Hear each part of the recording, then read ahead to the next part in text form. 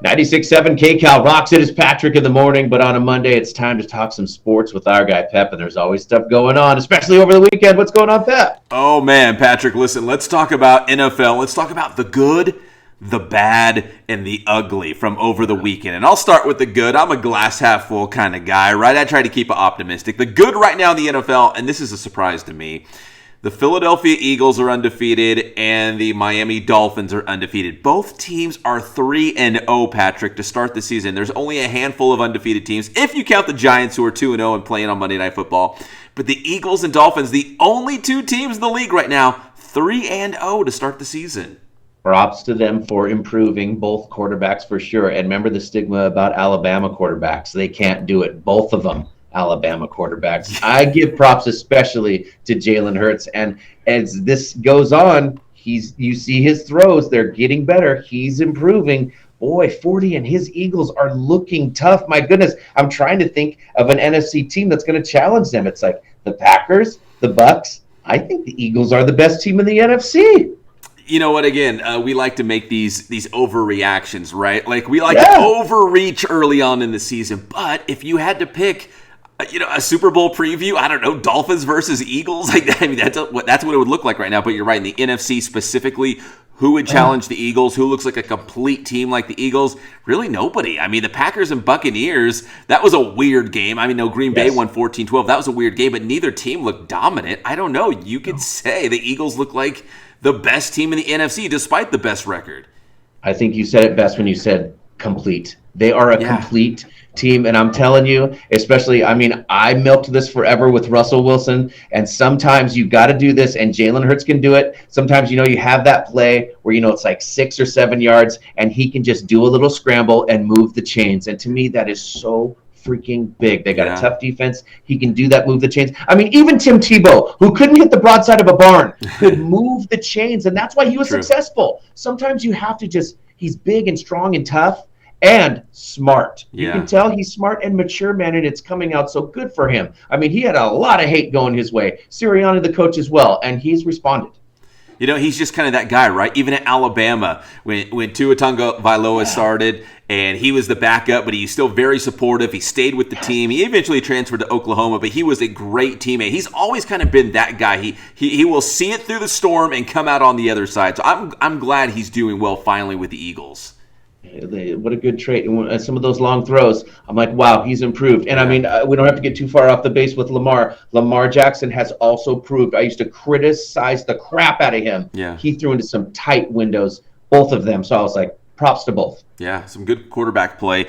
And, again, 2-2 with the Dolphins. Man, that guy's a real gunslinger. Think about it. And don't even say, well, the Dolphins haven't beat anybody.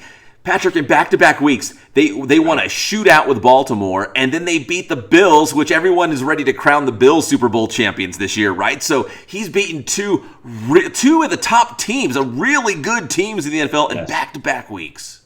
And then the only issue is, I don't know if you saw Tua, his ankle. It looks like he has a high ankle sprain, so that could be an issue. Remember, that ankle that got screwed together and all that stuff, that is the one thing on Tua. He's not big. Yeah. He's not durable. We'll see what happens, but I mean, and also it looks like they're going to redo the concussion protocol. I mean, did you see Tua get knocked wobbly, and then he came right back in the game? Yeah. I haven't looked at who Miami plays this week, but he might not. If he plays, he might not be 100%. Going into that next game, he really put it all out there in that win against the Bills over the weekend. So, Patrick, that's the good. Can we talk about the bad? I mean, the really, really bad. There's only one team that is 0-3 in the NFL. We go from 3-0 to 0-3, and that is your Las Vegas Raiders. They lost to Tennessee 24-22. Before the season began, I was one of them. I'm not even a Raiders fan, but I was one of those guys that thought, hey, this is the year, man. Las Vegas is going to put it together. Derek Carr, Devontae Adams, they're going to challenge Kansas City. But right now, they're the only NFL team to be 0-3 to start the season. Yeah, there is. I don't know if there's something up, because I can't say that the Raiders are terrible. Obviously, things aren't going their way. I'd like to think that maybe they're just getting some bad luck for whatever reason, and I could see them catch fire.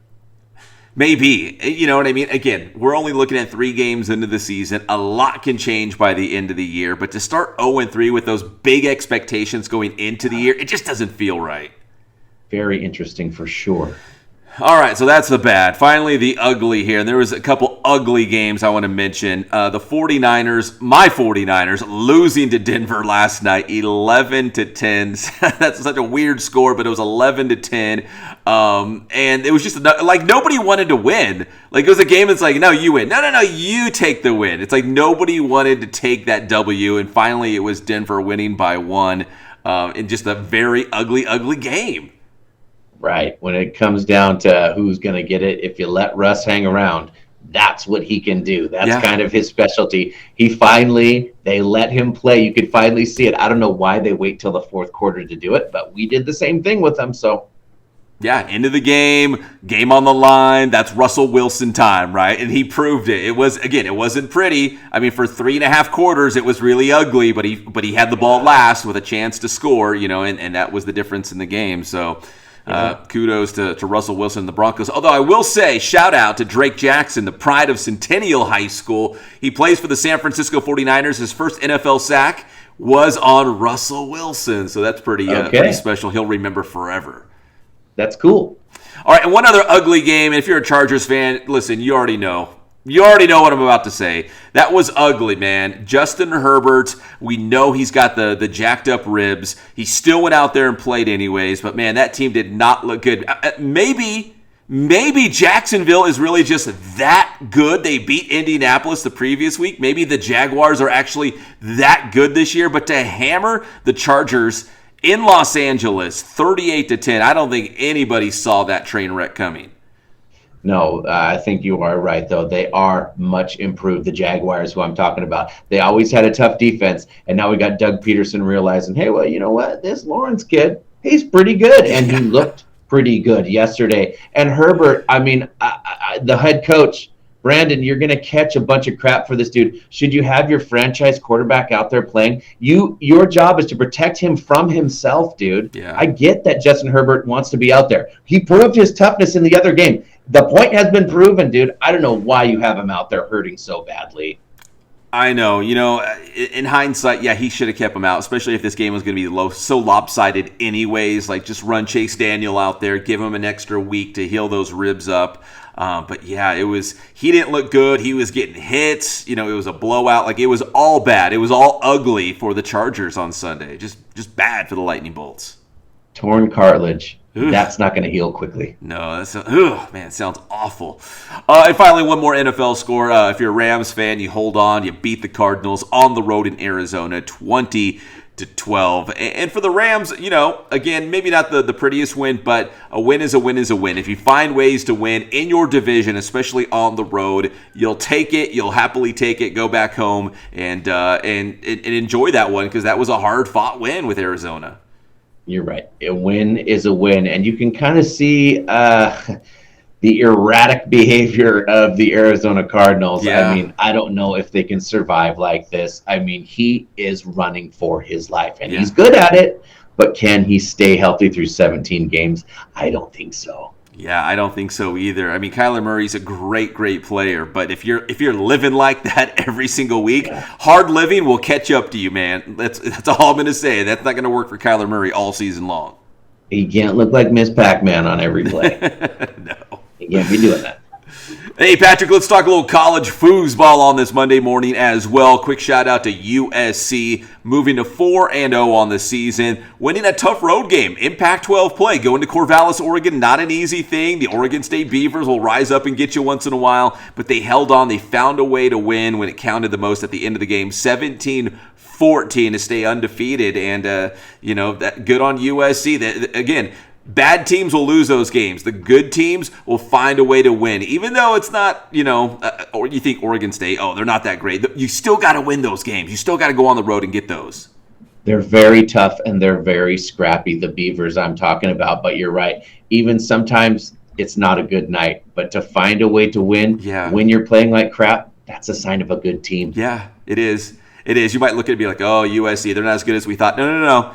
Going on the road in conference play and winning those games that are, you got to win those, and that's what separates the good from the great. So that's a good win for USC. Shout out to Travis Dye, the pride of Norco High School, leading USC with 133 rushing yards. He had a touchdown in the game, and the USC defense picked off the Oregon State quarterback Chance Nolan, who's a Paloma Valley guy from Menifee. They picked him off 4 times. Our guy Chance. I didn't like that part, but USC got the win. So that is one thing that really is making USC good is the turnover thing. USC, that defense gets the ball, and that changes everything.